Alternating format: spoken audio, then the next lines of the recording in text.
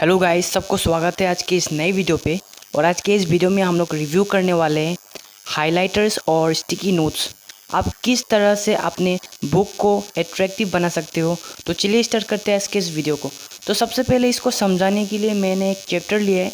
Basically ये chapter है chapter number 6 life process, जो क्लास 10 का बायोलॉजी का एक पार्ट है।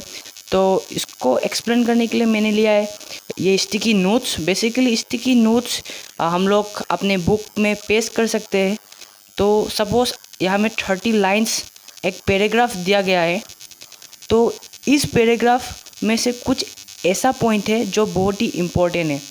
तो इस 30 लाइन में से मैंने जो इम्पोर्टेंट पॉइंट है उस पॉइंट को मैंने, उस डेफिनेशन को मैंने इस स्टिकी नोट्स में चिपका के यहाँ में लिखा है। नेक्स्ट आप लोग देख सकते हैं कि जो इम्पोर्टेंट पॉइंट्स मैंने इस पैराग्राफ से उठाया उस पॉइंट को मैंने स्टिकी नोट्स में लिखाया। तो पहला यूज़ ये है कि अगर एक लॉन्ग पैराग्राफ पढ़ के आपको कुछ इम्पोर्टेंट पॉइंट्स अगर मिल रहा है तो उस पॉइंट्स को आप लोग स्टिकी नोट्स में चिपका सकते हो। जैसे आप लोग यहाँ में देख सकते हो कि मैंने एक टॉपिक पढ़ा था ऑटोट्रोपिक न्यूट्रिशन के बारे में।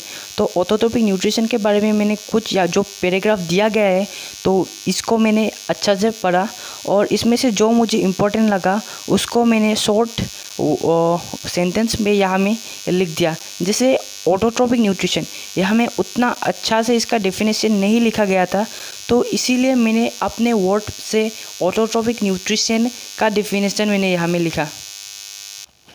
यहाँ में आपको मैं एक्सप्लेन करता हूँ। जैसे मैंने यहाँ में फोटोसिंथेसिस के बारे में पढ़ा, तो यहाँ में एक इक्वेशन दिया गया है।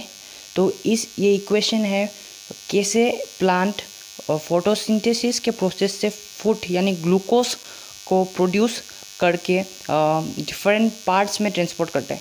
तो बेसिकली ये इक्वेशन है और यहाँ में कुछ पॉइंट दिया गया है जो फोटोसिंथेसिस से रिलेटेड है, जो बहुत ही इम्पोर्टेंट है। लेकिन मैंने यहाँ में जो फोटोसिंथेसिस का जो डेफिनेशन था, बेसिक डेफिनेशन, वो यहाँ में मेंशन नहीं किया गया है।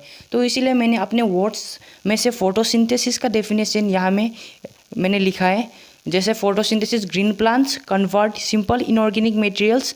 तो बेसिकली मैंने ये फोटोसिंथेसिस का डेफिनेशन इस पैराग्राफ से पढ़ के यहाँ में लिखा है। यहाँ में अच्छा से नहीं लिखा गया था, इसीलिए मैंने ये अपने वर्ड्स से खुद बना के लिखा है। अभी मैं बात करूँ इस टॉपिक के ऊपर, मैंने एक टॉपिक चूज़ किया। जैसे अभी हम लोग का एलिमेंट्री कैनाल जो है, तो इसमें मैंने बहुत हाइलाइटर और स्टिकी नोट्स का यूज़ किया है। तो आप लोग देख सकते हैं डिफरेंट कलर्स हाइलाइटर और different colours sticky notes use करना ज़रूरी है। तो क्यों ज़रूरी है मैं आपको बाद में बताऊंगा। तो आप लोग देख सकते हैं मैंने किस तरह से इसको यूज़ करके मेरा जो बुक है उसको एट्रैक्टिव बनाया है। तो मैंने पेज नंबर 100 इस पेज को पढ़ा और ये पढ़ने के बाद बेसिकली एलिमेंट्री कैनाल का ये पार्ट है। तो यहाँ में मुझे बहुत डिटेल मिला। तो जो डिटेल था उसको मैंने हाईलाइट किया और जो साइड में स्टिकी नोट्स में लिखना ज़रूरी था उस पॉइंट्स को मैंने स्टिकी नोट्स में यूज़ किया। तो यहाँ में आप एक नोटिस कर सकते हैं कि मैं स्टिकी नोट्स में डिफरेंट कलर का यूज़ कर रहा हूँ। साथ में जो हाइलाइटर है उसको भी मैं डिफरेंट कलर हाइलाइटर यूज़ कर रहा हूँ। ये इसीलिए क्योंकि अगर डिफरेंट कलर हाइलाइटर और डिफरेंट कलर स्टिकी नोट्स हम लोग यूज़ करेंगे तो हमें जब हम किसी पैराग्राफ या किसी कॉन्सेप्ट को पढ़ रहे हैं तो हम उसे मोर फोकस कर पाएंगे, क्योंकि ये वर्ड्स को, लाइंस को डिस्टिंग्विश करने में बहुत हेल्प करता है। तो अभी मैं आप लोगों को दिखाने वाला हूँ कि किस तरह के स्टिकी नोट्स मैं परचेस करके यूज़ करता हूँ। आप लोग देख सकते हो यहाँ में ये है स्टिकी नोट्स। बेसिकली हमें 40 शीट्स दिया गया है ईच। तो इस स्टिकी नोट्स का प्राइस यहाँ में दिया गया है, ये है ₹30। ये स्टिकी नोट्स आपको नियर बाय शॉप्स या ऑनलाइन भी आपको मिल सकता है। तो बेसिकली आप लोग यूज़ कीजिए, ये आपके बुक को मोर एट्रैक्टिव करने में मदद करेगा। आप लोग बेसिकली अपने दोस्तों या यूट्यूब में भी देखते होंगे कि जो स्टूडेंट्स नोट्स बनाता है वो ऐसे स्टिकी नोट्स का यूज़ करता है। तो अभी मैं आपको हाइलाइटर में आप लोग दिखाने वाला हूँ। तो बेसिकली हमें वेराइटीज़ ऑफ हाइलाइटर मेरे पास है। तो जो आपको ये मोटा हाइलाइटर दिखाई दे रहा है ये ₹20 का है, और ये जो पतला हाइलाइटर है ये ₹10 का है। तो अभी दोनों में डिफरेंस क्या है? ये डिफरेंस यही है कि अगर आप डिटेल कंसेप्ट पढ़ रहे हैं, जैसे आप इस लाइन को देख रहे हैं और दूसरा जो ये लाइन है, तो दोनों के बीच बिल्कुल गैप नहीं है, बहुत छोटा छोटा वर्ड्स में लिखा है।